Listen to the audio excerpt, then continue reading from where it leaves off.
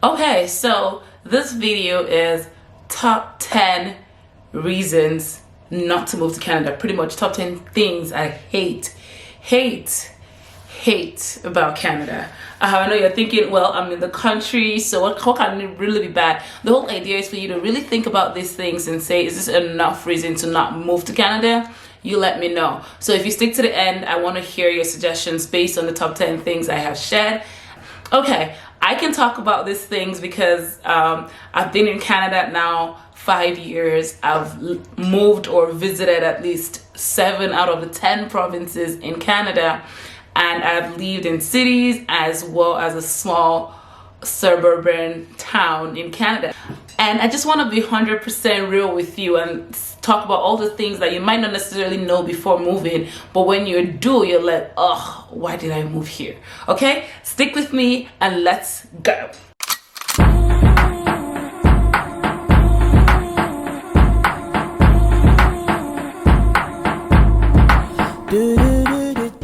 Okay, hi everybody, welcome. My name is Janie Booz, aka Janie of Canada, and if you're new, where you've been? And if you're returning and you subscribed, welcome. It's good to see you again. If you're new, please hit the subscribe button as well as the bell, because on here we talk about everything life as a newcomer to Canada, as a professional, studying, living, working, the whole gamut. Okay, let's get into it. So I'm counting down from 10 to 1. Number 10, the most prevalent reason that you think that I've just been like, I hate Canada, is the cold. Yes, I know everybody talks about the cold, but like it's different when you experience it. And then it's the fact that 6 to 8 months in a year, sometimes it depends on what province you are in, there is snow and there is no sun. And if you're from a tropical country like myself, you're going to be running low in vitamin D, and it's just your melanin is like, where is the sun? Anyway, so you get the point. But also there's something called winter blues, which is like that depressing. Is a real condition. It's like a type of depression that you get from being in the cold.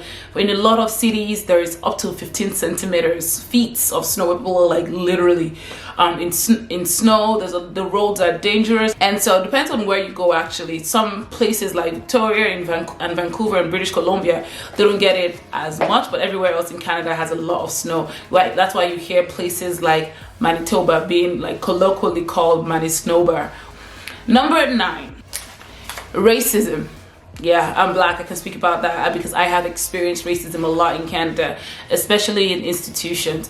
There are microaggressions everywhere. People touch your hair, people mock your accent, people mock where you're from. And in Canada, like, I'll talk a little bit more about this. Sometimes it looks like they're being friendly, and you're like, did that just happen?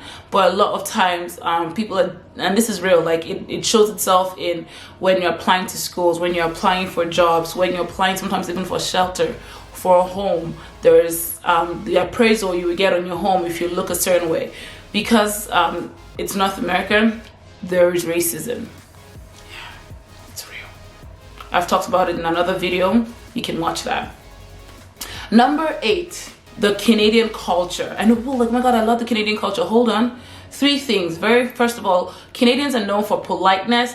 Yeah, right. It is really sometimes, yeah, they might come across as polite, but a lot of it really is just passive aggression. Canadians are not very forthcoming with the truth about how they feel about you.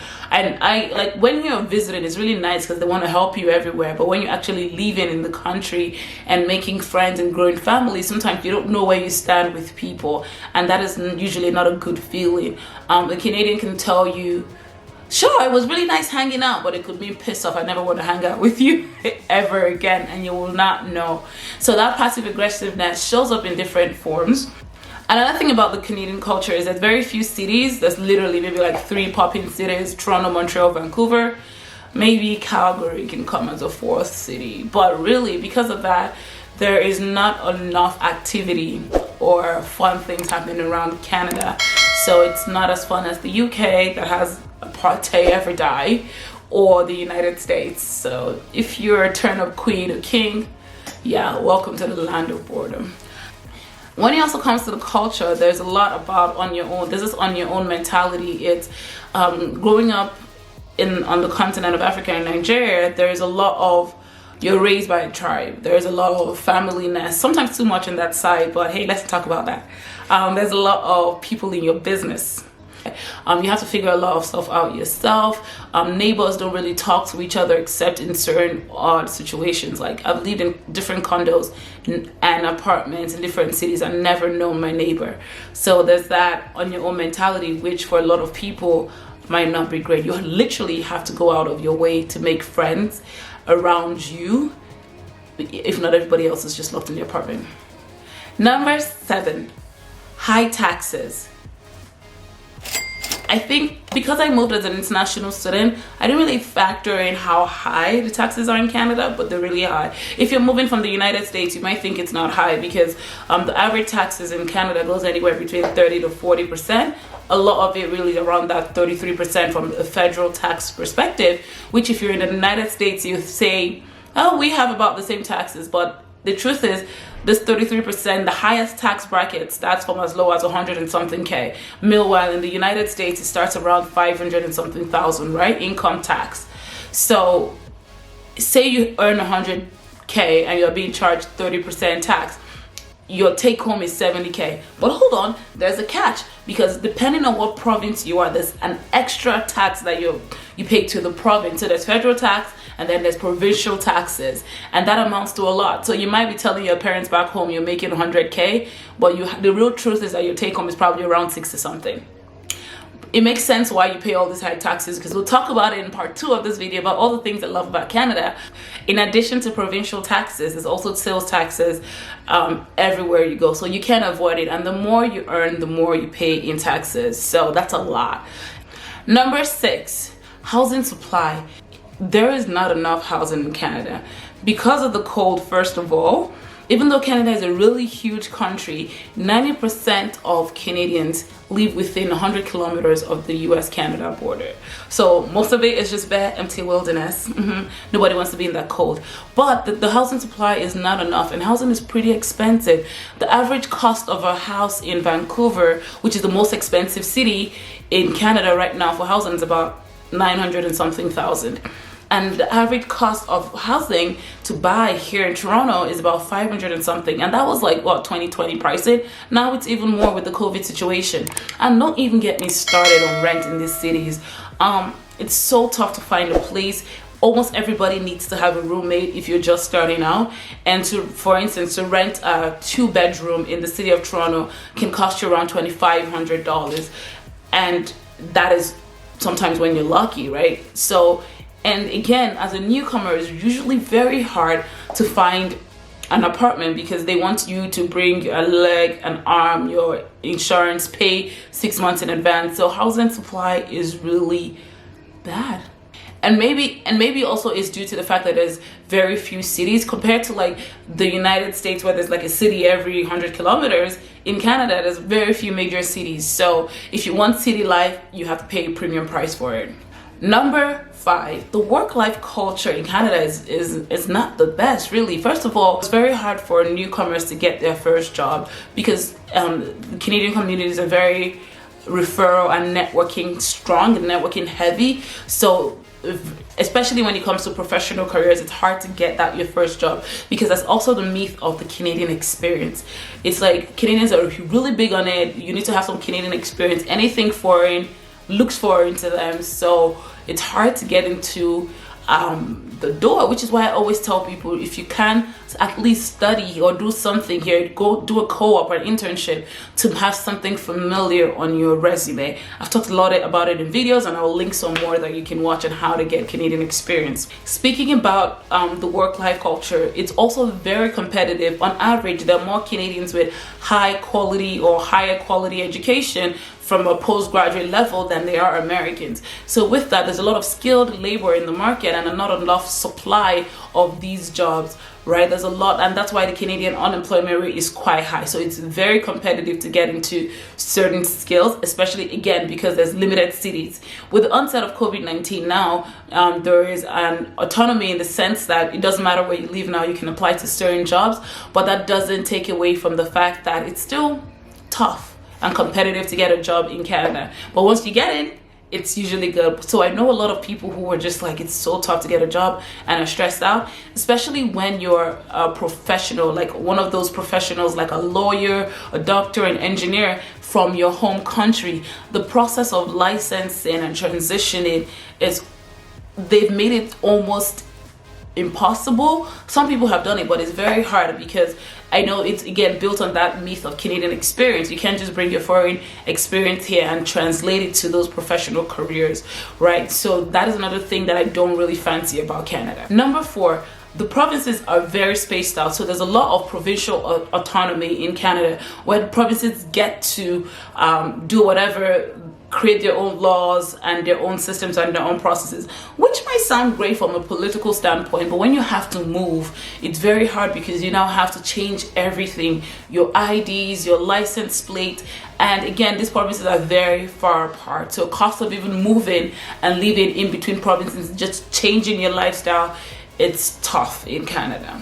Number 3, Canada typically has a lot of expensive commodities, things like internet and phone bill. Internet is not usually the greatest. I came from a, in quote, third world country, and internet was cheaper than it is here in Canada. The average internet phone bills sometimes in the cities come close to $100 a month, and that again is also capped on certain internet speeds. And phone bills too are also very expensive here in Canada. The average phone bill a month is between $50 to $80, and that is not even allowing you call internationally, and sometimes not even allowing you call Canada-wide. Also, another thing, speaking about expensive commodities, that I absolutely hate about Canada is insurance. First of all, again, I'm biased. I was never really used to insurance coming before I moved here. But the thing about it is insurance is crazy expensive here. And you need to have almost everything insured. I have my car, my house, my everything needs to be insured, and it's not cheap. Again, first of all, it's not cheap to own a car in Canada, but also now having to pay insurance. Insurance is quite expensive. If you're young, if you live in a city, it depends on the model of car you have. You can be paying anywhere from $2,000 to $5,000 a year for insurance. That's crazy. If I have my way, I wouldn't own a car, but it's also really tough because everything is so far apart. Canada, dig.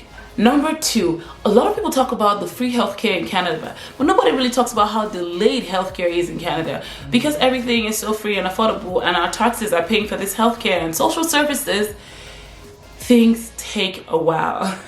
A minor surgery in Ontario, you might be waiting an average of 19.8 weeks to get help from a doctor. Yeah, you heard me. It takes that long. And I remember being in Kingston, Ontario. I was diagnosed with asthma way long time ago in 2001 in Nigeria, and I was just trying to get my inhaler.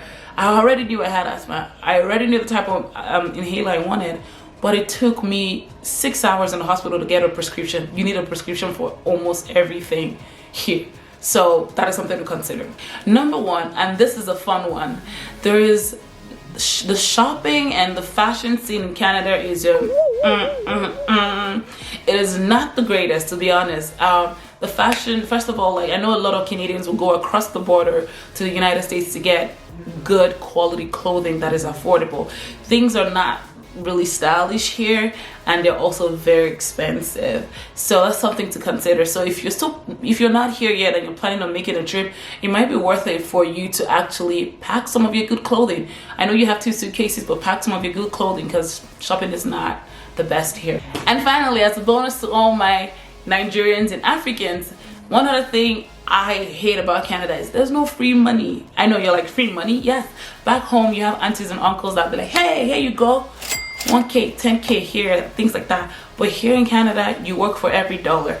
Every hour counts, and that's why a lot of jobs are paid per hour. And there's no crazy salaries where you can just sit and chill for some weeks and still make bank anyways. That is not the case. So those are my top 10 things I hate about Canada.